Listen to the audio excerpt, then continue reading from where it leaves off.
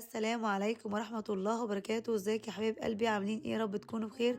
والنهارده ان شاء الله هنعمل كبده قوانص طريقه ان شاء الله هتعجبكم. معانا قوانص مغسوله بالخل والملح والليمون، ومعانا الكبده، ومعانا كمون وفلفل اسمر وملح وبابريكا وبهارات فراخ، ومعانا طماطم مقطعه بالشكل ده، ومعانا توم مفروم، ومعانا فلفل حراق، ومعانا بصل مقطع شرايح. وهنبدا وهنسمي الله. هنجيب طاسه ونحطها على النار، ونحط شويه سمنه وشويه زيت، واول ما السمنه تسخن معانا نروح نازلين بالقوانص وهنقلب فيها لغاية ما تتشوح معانا.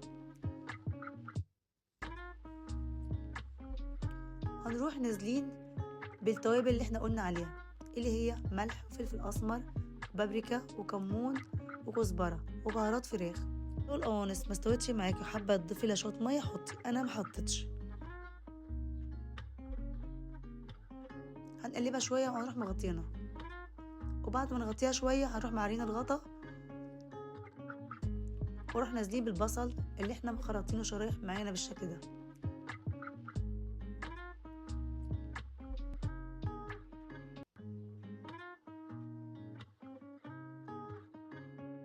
واروح نازلين بالطماطم. الطماطم معانا هتساعد ان القوانص تستوي بسرعه، عشان الطماطم بتنزل الميه بتاعتها. ونقلبها شويه، اروح مغطينها،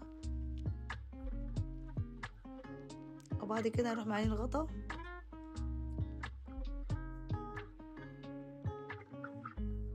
وهنروح موسعين في نص الطاسه بالشكل ده، واروح نازلين بالكبده.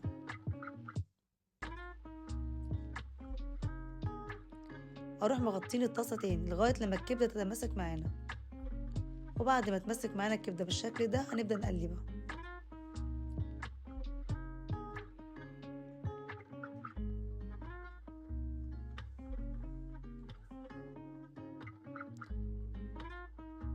وهنروح نازلين بالتوابل تاني معانا عشان الطعم معانا يظبط.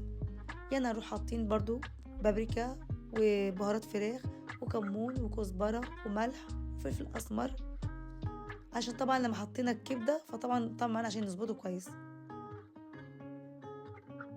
واروح نازلين بالفلفل الحراق. طبعا الكميه زي ما انت عايزه، مش عايزه تحطي فلفل حراق ما تحطيش برضو زي ما انت عايزه، بس الفلفل الحراق بيديها طعم كويس جدا يعني. كده خلاص استوت معانا بالشكل ده. بجد جربوا الطريقه دي ان شاء الله تعجبكم. وهنعمل جنبها شويه مكرونه زي ما انتم شايفين كده، مع كوبايه عصير. وده كانت اكلتنا النهارده. بجد يا رب الفيديو يعجبكم، وما تنسوش تعملي لايك وشير وتابعوا القناه عشان يوصلك كل فيديوهاتي. والسلام عليكم ورحمه الله وبركاته.